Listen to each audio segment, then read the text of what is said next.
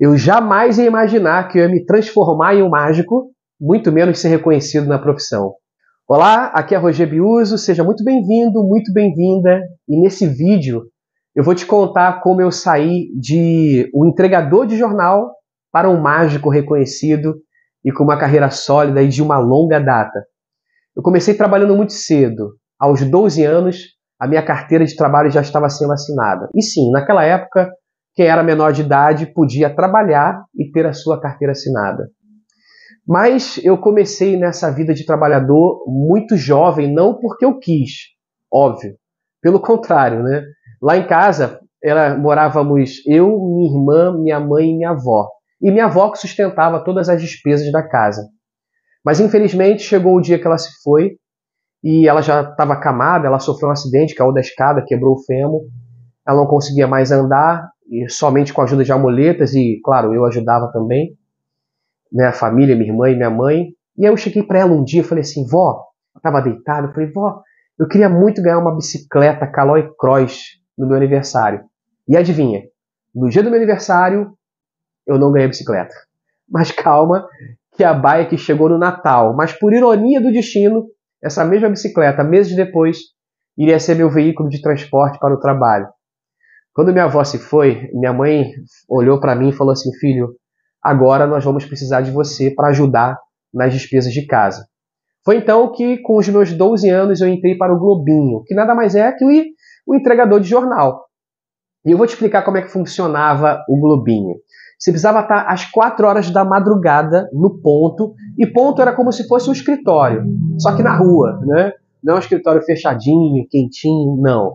A gente ficava debaixo de uma marquise de uma padaria e ficava, obviamente, exposto a frio, chuva, vento e etc.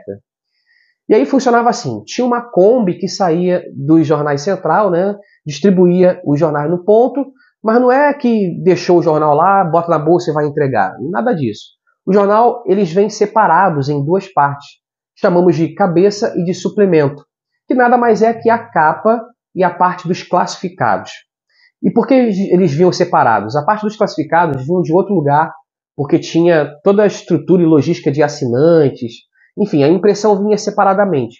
E aí a gente colocava o suplemento dentro da capa e casava o jornal, como se fosse um recheio, né?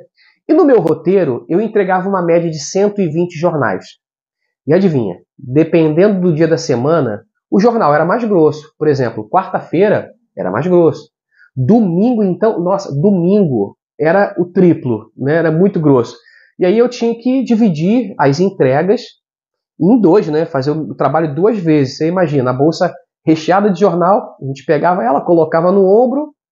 Não, mas calma, lembra da bicicleta da minha avó? Pois é, exatamente. Ela virou o meu meio de transporte. Eu colocava a bolsa no guidão e, claro, né, eu não conseguia subir para pilotar porque não tinha equilíbrio, mas eu ia empurrando e isso já era uma grande ajuda e seguia para as entregas. Bem, eu precisava contar essa história inicial da minha entrada no mercado de trabalho para dizer o seguinte para você: você nunca vai estar preparado até se colocar em prova. Eu precisava ajudar nas despesas de casa e honrar minha família. E não é só isso. Por conta desse desafio, eu criei desde cedo duas coisas muito importantes, que é responsabilidade e comprometimento. E isso eu levo para minha vida inteira e aplico em tudo que eu faço. Bom, vamos avançar agora alguns anos e ir para 1995. Nessa época, eu estava em um trabalho, entre aspas, seguro, com um cargo legal, trabalhando em um escritório seguro, não era no meio da rua, lembra? Também não era de madrugada, tinha um excelente salário, um plano de saúde, ticket de alimentação, enfim. Estava super estável, mas tinha um detalhe muito importante, eu não era feliz. Meu Deus. E nessa época, eu já, em paralelo, estava dando os meus primeiros passos com os meus shows de mágica. Claro, no fim de semana, né? E aí teve um determinado momento que eu cheguei para minha esposa e falei, amor, eu não estou conseguindo mais trabalhar no escritório, não está fazendo mais sentido, está me consumindo muito, eu não estou feliz, eu quero mesmo viver 100% da mágica. Ela olhou nos meus olhos e falou, olha, eu estou contigo, se é isso que você quer, pode contar comigo, tamo junto.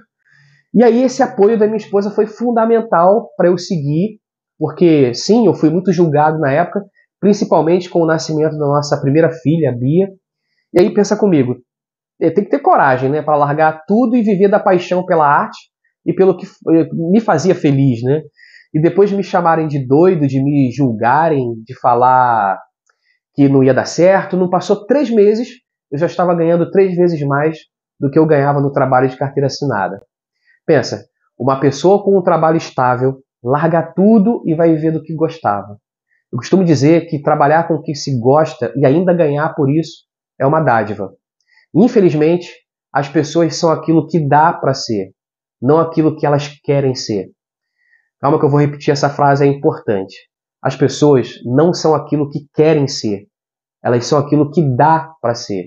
Eu tinha tudo para ser um escravo do trabalho, porque eu entendi que desde muito cedo a obrigação de ter que trabalhar para poder pagar as contas de casa, enfim, eu não tinha escolha. E talvez você que está me assistindo também não tenha. Mas deixa eu te contar uma coisa. Durante um período eu fazia os 2 trabalhos em paralelos. E eu ainda estudava, hein?